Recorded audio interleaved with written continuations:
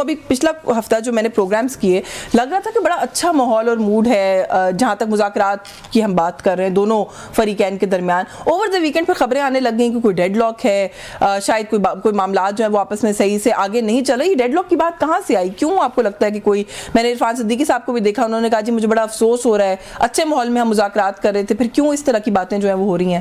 نہیں دیکھیں, میرے خیال میں تو ڈیڈ لاک نہیں ہے, اس لیے کہ یہ ایک کچھ دوستوں نے, یوٹیوبر نے اور میڈیا نے کوئی ایسی چیزیں بنائی ہوں گی, کیونکہ وہاں پہ جو میٹنگ ہوئی اس میں ریٹن کا کہا گیا کہ اپنے مطالبات ریٹن دیں, کیونکہ دیکھیں چیزیں بلیک اینڈ وائٹ میں ہونی چاہیے.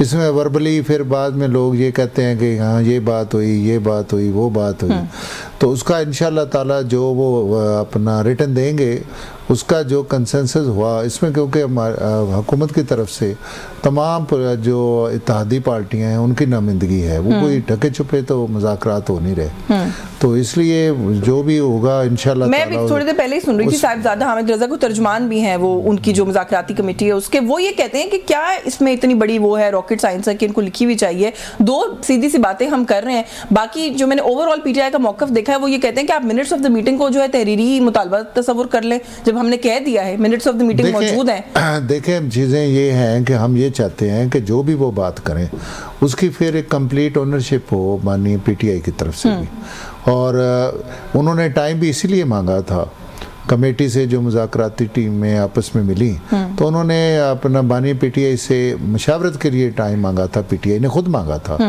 تو اس میں کیا حرج کیا ہے؟ دیکھیں نا, اگر آپ قوم کے سامنے ان کے مطالبات کو آنا چاہیے اور اس کا ریٹن جو آپ حکومت کی طرف سے بھی ریٹن ہوگا, تو اس میں حرج کیا ہے؟ اس میں مسئلہ کیا ہے؟ مطلب اس میں کوئی, میرے خیال میں تو کوئی مسئلہ نہیں ہے. دیکھیں ان کی طرف سے مطالبات آئیں گے, جس پہ کنسنسس ہوگا اس کو بھی ایک تحریری شکل میں قوم کے سامنے آنا چاہیے, تاکہ یہ جو چیزیں درمیان میں چلتی رہتی ہیں, میڈیا میں چلتی رہتی ہیں, یوٹیوبر چلاتے رہتے ہیں, ویسے یہ افواہیں جو آپس میں پھیلتی ہیں یہ تو کم از کم ختم ہو جائیں گی. بیرسٹر صاحب کیا قباحت ہے لکھ کے دینے میں؟ جو بات آپ کر رہے ہیں وہ بول کے کہہ رہے ہیں تو وہ لکھ کے دے دیں. اسد کیسر صاحب نے پہلے کہا جی کہ آپ جو ہے وہ ہم تحریری نہیں دیں گے, پھر انہوں نے کہا چلے ہم مشاورت کریں گے, اس پہ سوچیں گے. ابھی تھوڑی دیر پہلے پھر میں نے حامد رضا صاحب کو سنا, انہوں نے کہا جی ہم تحریری بالکل نہیں دیں گے, منٹس آف دا میٹنگ کو ہی تحریری تصور کر لیا جائے. تو دو چیزیں اگر آپ لوگ پرائمریلی کہہ رہے ہیں, وہ لکھ کے دینے میں کیا پرابلم ہے؟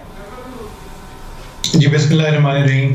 دیکھیں بھٹی صاحب نے جو یہ بات کی کہ سب کچھ تحریری ہونا چاہیے, میرے خیال میں ہو سکتا ہے نیگوسیشن ٹیم کا اپنی بھی ثوابدید ہے کہ وہ کیا بہتر سمجھتی ہے, لیکن اگر یہ سمجھتے ہیں کہ تحریری طور پہ چیز آ جائے گی اور اس پہ یہ تحریری جواب دیں گے اور اس میں کوئی ان کا فائدہ ہوگا, وہ تو میں نہیں سمجھتا. اگر ان کو تحریری طور پہ یہ جواب دینا پڑے گا کہ آپ 9 مئی اور 26 نومبر کے جوڈیشل کمیشن کس بنیاد پہ, مطلب ہماری تو ڈیمانڈ یہ ہے کہ ایک free and fair judicial inquiry کی جائے ان دونوں واقعات کے اوپر اور کمیشن بنائے جائیں. اگر یہ کسی طرح وجہ سے سمجھتے ہیں کہ کمیشن یہ نہیں بنا سکتے تو ان کو پھر اگر ریٹن جواب دینے پڑیں گے تو انہی کے لیے مشکلات بنیں گی.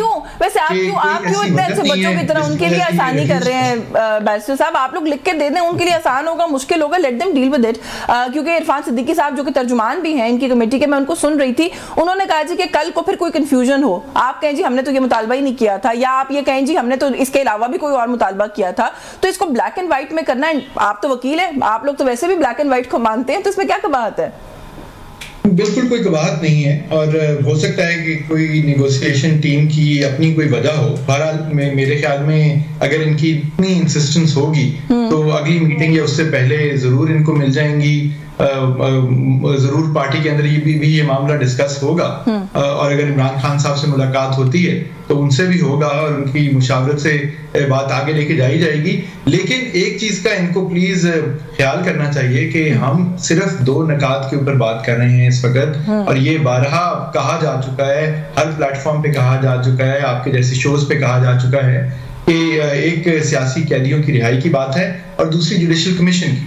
دونوں میں کوئی بات نہیں ہے, لیکن جہاں سیاسی قیدیوں کی بات ہے انہی کیسز میں ہزاروں اور لوگوں کو ریلیف مل چکی ہے بیل کی فارم کے اندر, ایک فنڈامنٹل ریلیف مل چکی ہوئی ہے. ہم وہی کہہ رہے ہیں کہ वही फंडामेंटल रिलीफ जो बाकी लोग बचे हैं जेलों में उन तक एक्सटेंड की जाए। और दूसरा ये जुडिशियल कमीशन में असल में बात है यही है, बात है यही। Before I go to Sharmila, मैं यही तो समझने की कोशिश कर रही हूँ कि आपको नहीं लगता आप लोग अपना वक्त जो कीमती है बहुत आप लोगों के लिए उसको खुद जाया कर रहे हैं? बड़ी बेसिक सी दो बातें मेरे टॉक शो पे आपने बोल दी, आपने मुज़ाकराती कमेटी में बोल दी, प्रेस कॉन्फ्रेंसेस में बोल दी, एक कागज के टुकड़े पे लिख भी दें। आप अब लिख के देने के लिए भी आप लोग जो है अगला जो है वो राउंड मांग रहे हैं जी कि हमें थोड़े से दिन दे दें, फिर हम मुशावरत करेंगे, फिर हम लिख के देंगे। लिख के देते हैं जी, इसमें ऐसी कोई चीज नहीं है। मुझे नहीं पता कि डिटेल में वहाँ कमेटी के अंदर दोनों साइड्स के दरमियान क्या डिस्कशन हुई है ऐसी, जिसकी वजह से लिख के नहीं दिया गया अभी तक। बट मेरे ख्याल में ऐसी कोई बात नहीं है और इसको बहाना बना के खैर मामलात को लटकाना नहीं चाहिए। लटक रहे हैं ना, और अब ऐसा लग रहा है कि बॉल आप लोगों के पास चली गई है, आप लोग लटका रहे हैं। मैं शर्मिला को गुफ्तगू में शामिल कर लूं। शर्मिला साहिबा, आप लोग तो पाकिस्तान पीपल्स पार्टी शुरू से ही कह रही थी कि ये मामलात जो है मुज़ाकरात से हल होंगे, आके बैठे मिल बैठ कर इन चीज़ों को सॉल्व करें, रिजॉल्व करें, आगे बढ़ें। अब ये आगे बढ़ने का प्रोसेस भी इतना बम्पी नजर आ रहा है कि दो जुमले हैं वो लिख के नहीं देने। मैंने देखा अली अमीन गंडापुर साहब भी, हामिद रज़ा साहब भी, वो कहते हैं जी आप मिनट्स ऑफ द मीटिंग को ही तसव्वुर कर लें तहरीर, तो जब मिनट्स ऑफ द मीटिंग में लिखे गए हैं तो अलग से लिख के नहीं देना। ये जो लैक ऑफ ट्रस्ट है दोनों पार्टीज के दरमियान, where is it going to lead this entire process?